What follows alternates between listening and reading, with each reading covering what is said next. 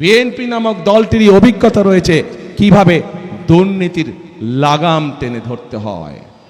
প্রিয় ভাই বোনেরা, আপনারা নিশ্চয়ই পত্র পত্রিকায় দেখেছেন এই মুহূর্তে একটি রাজনৈতিক দল যেই স্বৈরাচার পালিয়ে গিয়েছে সেই স্বৈরাচারের মুখের ভাষা ব্যবহার করছে বিএনপির বিরুদ্ধে।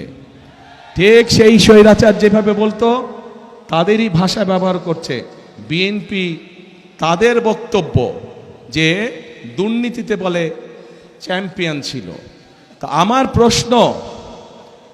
প্রশ্ন 2001 থেকে 2006 সাল পর্যন্ত তাদেরও তো দুজন সদস্য বিএনপির সরকারে ছিল না? ছিল। তো বিএনপি যদি অতই খারাপ হয় তাহলে ওই দুই ব্যক্তি কেন পদত্যাগ করে চলে আসেনি? এই জন্য পদত্যাগ করে তারা আসেনি।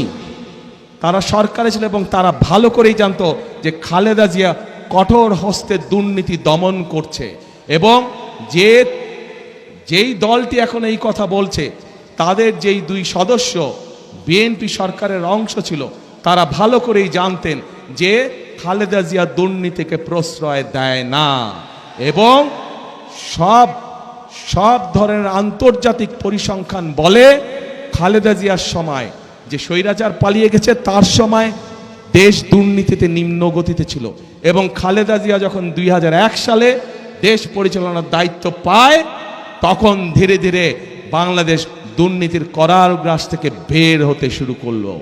এবং যেই দল এই কথা বিএনপিকে এইভাবে দোষারোপ করে তাদের দুই সদস্যের প্রথম দিন থেকে শেষ দিন পর্যন্ত সরকারে থাকাই প্রমাণ করে যে নিজেরাই নিজেদের মানুষ সম্পর্কে কত বড় মিথ্যে কথা তারা বলছে।